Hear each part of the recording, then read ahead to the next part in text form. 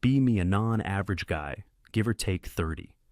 Make a living handling client accounts for a mid-tier supplier of niche industrial hardware. Nothing flashy about it.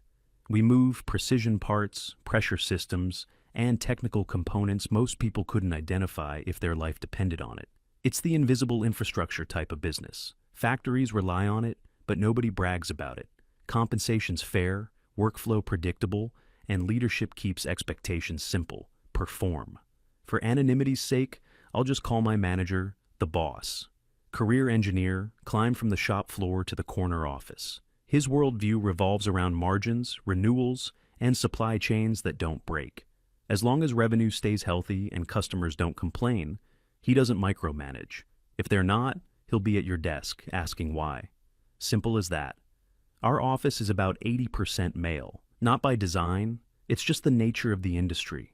Most of us are either engineers, sales guys, or logistics people. The atmosphere is pretty chill. We bust each other's chops, talk about sports, complain about the coffee. Communication is direct, no fluff. Hey, got that invoice for order number 743? Yeah, sending it now. That's a whole conversation for us. It's efficient. It works. For years, our HR department was basically one guy named Frank. Frank was a 60-year-old dude who was 2 years away from retirement and had mentally checked out a decade ago. His main job was processing payroll, handling insurance paperwork, and making sure nobody burned the building down. He worked out of a small office in the back that always smelled faintly of stale coffee and sawdust for some reason. Frank's approach to HR was, don't cause problems. If you had an issue, his first question was always, can you two work it out yourselves? He saw his role as a necessary evil, a bureaucratic cog in a machine that was otherwise running fine. We liked Frank. He left us alone. Then, one day, we get a company-wide email. Frank was finally retiring. There was a small party for him, with a sheet cake and some lukewarm punch. He gave a 2-minute speech, said he was looking forward to fishing, and then he was gone. For a couple of months, we had no HR. It was glorious. Everything ran exactly the same, maybe even a little smoother. But the boss said corporate required the position to be filled. He mentioned they were looking for someone new and dynamic to modernize our internal processes. That should have been the first red flag. A few weeks later, another company-wide email. Please welcome our new head of human resources, Sienna. The email had a picture attached. She looked exactly like you'd expect. Young, maybe mid-20s, with that specific brand of bright-eyed, almost aggressive optimism. The kind of smile that doesn't quite reach the eyes.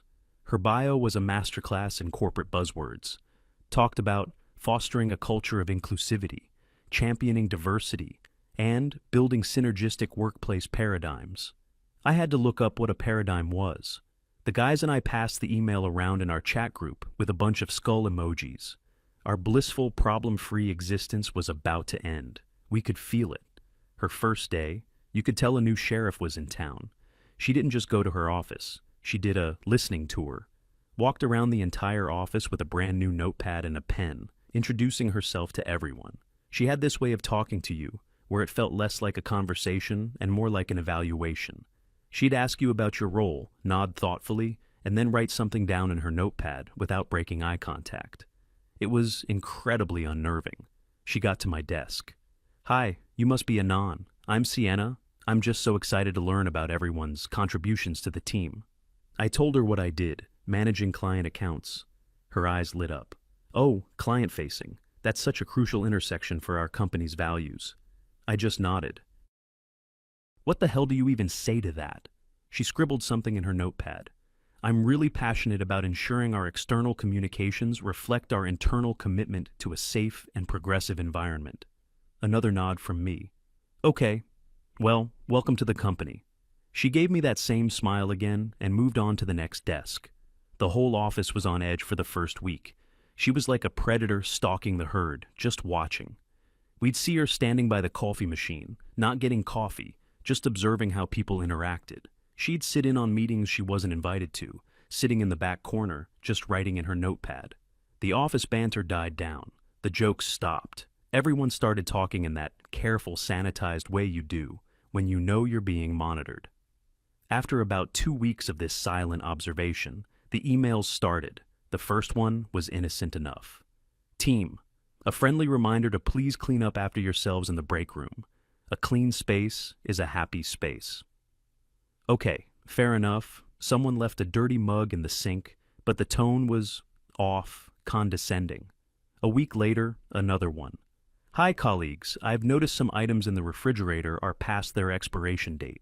Please be mindful of your food items. We're a community, and we need to respect our shared spaces.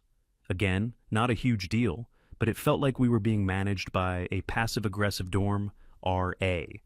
Then came the surveys. Anonymous Workplace Satisfaction Survey. Except everyone knew it wasn't anonymous. The link was clearly trackable. The questions were all leading. On a scale of 1 to 5, do you feel our company's leadership fosters an environment of psychological safety? How often have you witnessed communication that could be perceived as non-inclusive? Do you feel there are barriers to advancement for underrepresented groups in our workplace? It was obvious what kind of answers she was looking for. We all just put 3 for everything and hoped that would be the end of it. It was not the end of it. It was the justification for the beginning of the end. About a month into her tenure, we all got a mandatory meeting invitation. Subject: Workshop: Building a More Inclusive Communication Strategy. It was scheduled for a Friday afternoon, the time slot usually reserved for finishing up reports and getting ready for the weekend. Morale was already at an all-time low. We all filed into the main conference room. Sienna was standing at the front next to a projector screen. She was wearing a blazer and looked incredibly serious. "Thank you all for coming," she began. "I know you're all busy, but the work we're about to do here is fundamental to our growth, not just as a company, but as people." I exchanged a look with Dave, the guy from logistics. He looked like he wanted to be anywhere else on Earth. She clicked to the first slide of her presentation. It was a stock photo of a group of diverse people laughing over a laptop. The title was "The Power of Words: Fostering Belonging." For the next 45 minutes, she gave us a lecture. It was a fire hose of buzzwords and academic jargon that had absolutely nothing to do with selling industrial valves. She talked about unconscious bias, problematic language, and the perpetuation of systemic power structures through everyday speech. She claimed that our office, based on her preliminary cultural audit, the creepy lurking and the survey, had a communication problem. According to her, our direct, no-nonsense way of talking was a symptom of ingrained male toxicity. She said that casual phrases we used were actually microaggressions that could make people feel excluded. She put up a slide with a list of problematic phrases. On the list were things like, "Hey guys," "Yeah man," and "Long time no see." I'm not even kidding. "Long time no see" was apparently offensive to the visually impaired. The room was dead silent. You could hear the air conditioning unit humming. Nobody wanted to be the first to speak. Then she got to the main point of the meeting. To address these systemic issues, she announced, we will be implementing a new, mandatory company-wide email communication policy, effective immediately. She clicked to the next slide. Rule number 1. All employees must add their personal pronouns to their email signature. For example, she/her, he/him, they/them. She said this was to normalize the practice and create a safe space for our non-binary colleagues. We didn't have any non-binary colleagues. There were 50 of us. We all knew each other. Rule number 2. All gendered or potentially exclusionary greetings are hereby banned. This included gentlemen, ladies, hi guys, etc. Rule number 3. All emails must now begin with one of the approved inclusive greetings. Hello team, greetings all, or hi colleagues. She looked out at the room of stone-faced men, beaming as if she'd just solved world hunger. This will ensure our communications are professional, respectful, and reflective of our forward-thinking values, she concluded. She then asked if there were any questions. For a solid 30 seconds, nobody said a thing. We were all just processing the sheer stupidity of it all. Then, Dave from Logistics, a brave soul, raised his hand. Dave is a good guy, a bit older, been with the company for 20 years. He's as straightforward as they come. Sienna called on him a little too eagerly. Yes, David? Dave stood up. Sienna, I deal with our shipping partners and warehouse foremen all day. These are guys who work on a loading dock. If I send an email that starts with greetings colleagues and has he/him in the signature, they're going to think I've lost my mind. It's going to hurt our relationships. They're not going to take us seriously. It was a perfectly reasonable, logical point based on decades of experience in the industry. Sienna's smile became tight and forced. "Thank you for that perspective, David," she said, in a tone that clearly meant, "Thank you for being a perfect example of the problem." "I understand that change can be uncomfortable," she continued, "but sometimes it's our responsibility to lead the way and educate our external partners. By modeling inclusive behavior, we can help normalize it across the entire industry. This isn't just about our internal culture. It's about being a leader for positive social change." She had completely ignored his point and replaced it with a meaningless corporate platitude. She was basically telling a 20-year veteran of the industry that he needed to educate truck drivers on pronoun usage. Dave just slowly sat back down, a look of pure defeat on his face. He knew he'd lost. Nobody else asked any questions. What was the point? The meeting ended. We all filed out in silence. Back at our desks, the private chat lit up. "You've got to be kidding me. Is she for real? My pronouns are about to be kiss/my/ass." It was funny, but underneath it was a real sense of frustration. This was our job, our livelihood, and it was being interfered with by someone who lived in a completely different reality, someone who cared more about abstract theories than about the practical business of keeping the lights on. The boss wasn't at the meeting. He was out visiting a client site. We all wondered what he'd think, but our hopes were dashed when an email from Sienna landed in our inboxes an hour later. Subject: Policy reminder, new email communication standards. It recapped all the rules she had laid out. And at the bottom, it said, "This policy has been fully approved by senior management and is mandatory for all staff." She'd gotten the boss to sign off on it. He probably didn't even read it, just saw communications policy, figured it was standard HR stuff, and gave it the okay. He was focused on the big picture, the numbers. He trusted his department heads to manage the details. That trust was about to be a very, very big mistake. So we did what any sane person in our position would do. We complied. It was a classic case of malicious compliance. Within an hour, everyone's email signature was updated. John Smith, sales director, he/him. David Jones, logistics coordinator, he/him. Anon, account manager, he/him. Our emails became a joke. "Greetings team, does anyone have a spare stapler? Regards, Anon, he/him. Hi colleagues, the coffee machine is out of filters. Thanks Dave, he/him. It felt ridiculous. We were all grown men, professionals, and we were being forced to communicate like we were in a campus club. The first few days were just internal emails, so it was contained within our own circus. We'd get on a call with each other and immediately start with, "Hey man, forget that email formality, I just needed to ask." But we all knew it was only a matter of time before this new policy had to face the real world. It had to face our clients. My portfolio of clients is pretty diverse. Some are modern tech companies, others are small, family-owned businesses.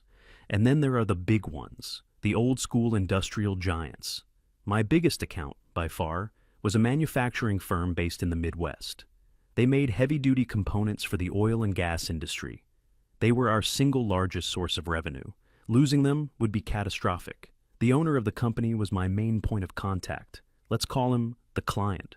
The client was in his late 60s, built the company from the ground up with his own two hands. He was a straight-talking, no-nonsense guy. He valued reliability, honesty, and getting the job done right. He had zero patience for corporate BS. We had a great working relationship. We'd known each other for years. Our emails were always simple and to the point.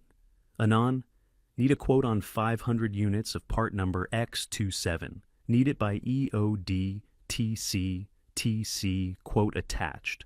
Let me know if you need anything else." Anon, we had a system. It was built on years of mutual respect and efficient communication. Sienna's new policy was about to drop a nuclear bomb on that system. A couple of weeks after the policy went into effect, I got an email from the client. It was a big one, an urgent request for a massive new order. This was a huge deal, potentially one of the biggest orders of the year. I had to coordinate with engineering, logistics, and pricing to get him a proposal as fast as possible. I spent the whole morning working on it, putting together all the details. Finally, I had the proposal ready to go. I attached the PDF to a new email. And then I paused. I stared at the blank email body. My fingers hovered over the keyboard. My brain knew what to type. TC, here's the proposal we discussed. Let me know your thoughts. But Sienna's smiling, condescending face flashed in my mind. This policy is mandatory for all staff. It's our responsibility to lead the way and educate our partners. I looked at my email signature, already set up with the idiotic he/him. This felt so wrong. It was like walking into this guy's gritty, oil-stained factory office wearing a clown nose. But what could I do? If I didn't follow the policy and someone found out, I could be reported to HR. Sienna was clearly on a power trip. Who knows what she'd do? I was stuck between a rock and a hard place.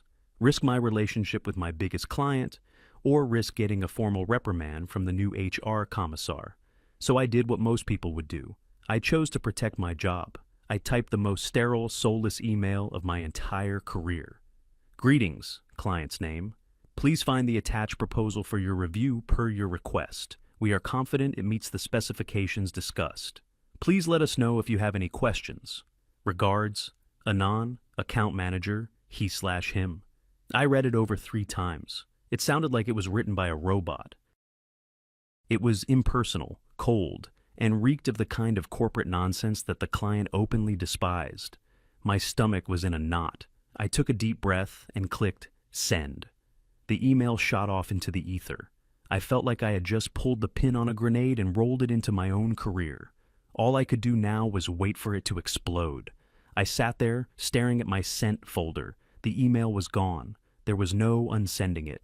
For a minute, nothing happened. The office continued its low hum. Phones rang, keyboards clicked. It was the calm before the storm. I tried to focus on other work. I had other clients, other tasks. But my eyes kept flicking to the corner of my screen, to my inbox icon. Waiting.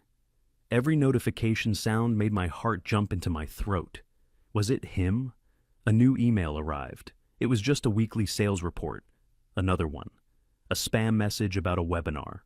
I felt like a soldier in a trench, waiting for an artillery shell to land. You hear the whistle, but you don't know where it's going to hit. An hour passed. It felt like a lifetime.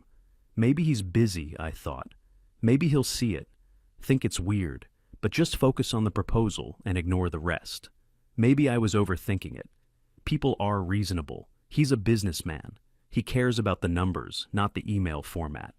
I almost managed to convince myself that it would all be fine. And then it came. A new email. The sender, the client. My blood ran cold. The subject line was just, re-proposal. I clicked on it with a sense of impending doom. The body of the email was short, 2 sentences. What is this? Is this some kind of joke? I'm not sure what he/him has to do with a parts order. It wasn't angry, not yet. It was confused. A dog tilting its head at a strange noise. But it was the kind of confusion that quickly turns into irritation. Okay, breathe. I had to respond. I couldn't just say, "Our new HR lady is a lunatic. Please ignore it." I was a representative of the company. I had to toe the line. I typed out a careful diplomatic response. Greetings, client's name. Apologies for any confusion. It is a new company-wide policy to include pronouns in our email signatures as part of a professional standards update. The attached proposal is ready for your review. Please let me know if you have any questions about its contents. I tried to make it sound as boring and bureaucratic as possible, hoping he'd just roll his eyes and move on. I hit send. The response this time was much faster. Maybe 2 minutes. My inbox pinged again. Same sender. His tone had shifted. The confusion was gone. Now it was annoyance. A professional standards update? Anon, I've been doing business with you for almost a decade. Your standard was delivering good products on time, and my standard was paying you for them. It was a simple, effective arrangement. When did you guys get into the business of social messaging? I'm trying to run a factory here, not a university seminar. Just tell me you can get the parts and stop with this corporate nonsense. This was bad, very bad. He wasn't just annoyed by the format anymore. He was questioning our company's entire focus. He saw the stupid signature as a symptom of a deeper problem, a sign that we'd lost our way, that we were no longer the serious, reliable partner he'd known for years. My hands were shaking slightly. How do I respond to this? If I defend the policy, I alienate him completely. If I agree with him, I'm undermining my own company and could get in serious trouble. Sienna had put me in an impossible position. She had created a conflict where none existed, forcing me to choose between my client and my job. While I was trying to figure out what to do, the decision was taken out of my hands. From across the office, I saw the light on the boss's desk phone start flashing. He was in his office, a glass-walled cube in the corner, reviewing some spreadsheets. He picked up the receiver, looking slightly annoyed at the interruption. "This is the boss's name," he said. His expression immediately changed. He went from relaxed to alert in a split second. He sat up straighter in his chair. He listened intently, his eyes fixed on a point on his desk. The whole office operates on a kind of ambient noise level. You get used to the sounds, but when a pin drops, you notice. This was a pin drop moment. The boss wasn't saying much, just short, sharp interjections. "I see." A long pause while he listened. "Yes, I'm looking at the email chain now." He started typing on his keyboard. He was pulling up my exchange with the client. My heart hammered against my ribs. "I understand completely." Another long pause. His face was like stone. "No, you're absolutely right. It is unprofessional." He winced slightly at that, as if the words physically hurt him.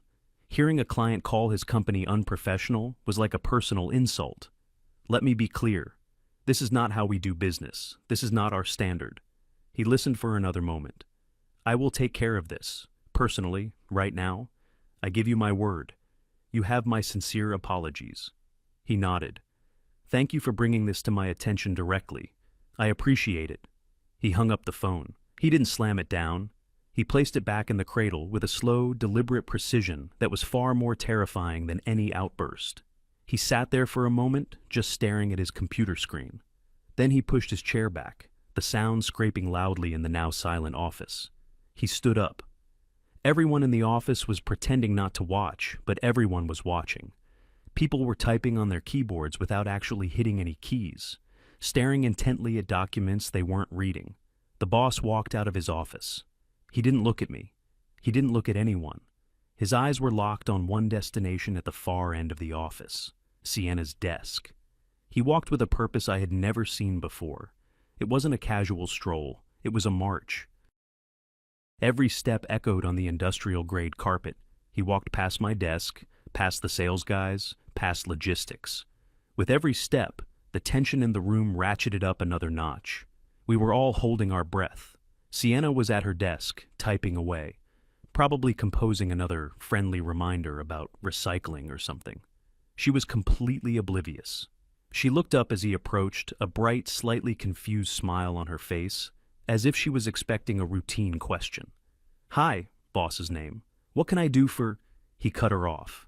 He didn't raise his voice. He didn't have to. His tone was low, cold, and carried across the entire office. "Sienna," he said, stopping directly in front of her desk. "I just got off the phone with the client." Her smile faltered. "Oh, I hope everything is all right." "No," the boss said flatly. "Everything is not all right." He held up a hand to stop her from speaking again. He called to inform me that he is strongly considering pulling his account, an account that is worth over $500,000 in revenue to this company every year. You could see the color drain from Sienna's face. "What? Why? Was there a problem with the proposal?" she stammered. "The proposal was fine," the boss said, his voice dripping with ice. "The problem was the email it was attached to. The problem was that my best account manager was forced to communicate with our most important client like he was sending an invitation to a potluck at a community center." She was starting to understand. Her eyes darted around the office, realizing everyone was listening. "He wanted to know," the boss continued, his voice getting a little louder, "if we had been taken over by a committee of children. His words, not mine. He said he doesn't trust a company that's more focused on virtue signaling than on manufacturing deadlines." Sienna's professionalism completely crumbled. She looked like she was about to cry. But the policy. It's about inclusion. It's about making people feel safe and respected. It's standard practice in modern companies. This was the moment of truth, the collision of two completely different worlds, her world of theories, buzzwords, and feelings, his world of payroll, profit, and loss, and keeping the damn doors open. The boss leaned forward slightly, placing his hands on her desk. "I'll tell you what's not standard practice, Sienna," he said, his voice dangerously quiet. "Losing our biggest client is not standard practice. Jeopardizing the jobs of the 50 people in this building is not standard practice. Your feelings about inclusion do not pay our bills. The client's $500,000 contract does. Do you understand?" She just stared at him, speechless. "This policy of yours is over. Done. As of this second," he commanded. "You are going to type up an email to all staff. You are going to tell them that the new email communication standards have been officially and permanently rescinded, effective immediately. You will state that all previous guidelines are no longer in effect. You will keep it short, professional, and you will not use the word inclusive a single time." He stood up straight. "And you're going to send me a draft of that email before you send it to anyone else. I want to see it in my inbox in the next 5 minutes. He didn't wait for a response. He just turned around and walked back to his office, the same determined stride as before. The entire office was in a state of suspended animation. Nobody moved. Nobody spoke. We all just stared at Sienna. She was frozen for a moment, her face a mixture of shock, humiliation, and disbelief. She had just been publicly and systematically dismantled in front of the very people she was trying to educate. Her grand vision of a corporate utopia had just been obliterated by the harsh reality of a balance sheet. Slowly, shakily, she turned to her computer. Her fingers trembled as she started to type. It was the most beautiful sound I had ever heard. Less than 5 minutes later, an email from the boss popped up in my inbox. It was a forwarded message from Sienna. The draft. Underneath it, the boss had just written one word: approved. A minute after that, the official email from Sienna arrived for all staff. Subject: update regarding email communication policy. Hello team, please be advised that the email communication policy implemented on date has been rescinded. The guidelines regarding email signatures and greetings are no longer in effect. Regards, Sienna. That was it. It was a white flag, a total surrender. A quiet cheer went up from the sales department corner. Someone else let out a low whistle. It was like a spell had been broken. I looked at my email signature. I immediately deleted the he/him. It felt like taking off a pair of shoes that were 2 sizes too small. I had a job to do. I had to save the account. I opened a new email to the client. I went back to basics, back to what worked. TC, I wrote. My apologies for the earlier communication. We had a brief internal policy update that has since been reversed. It won't happen again.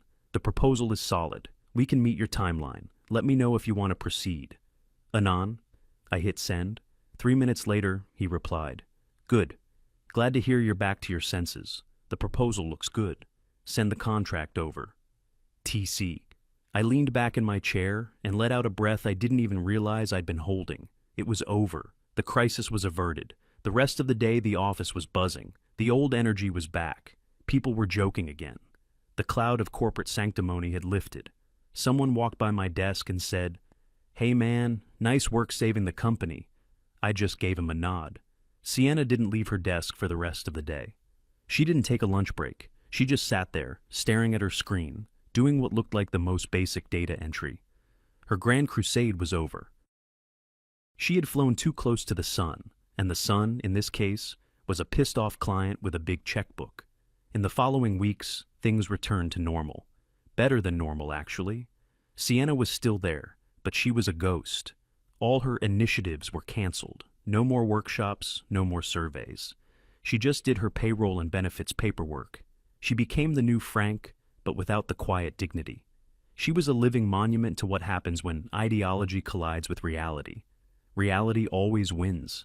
Sometimes all it takes is one regular guy, one common-sense client, and one boss who cares more about his business than about buzzwords to put things right. And we all went back to selling valves. And it was good.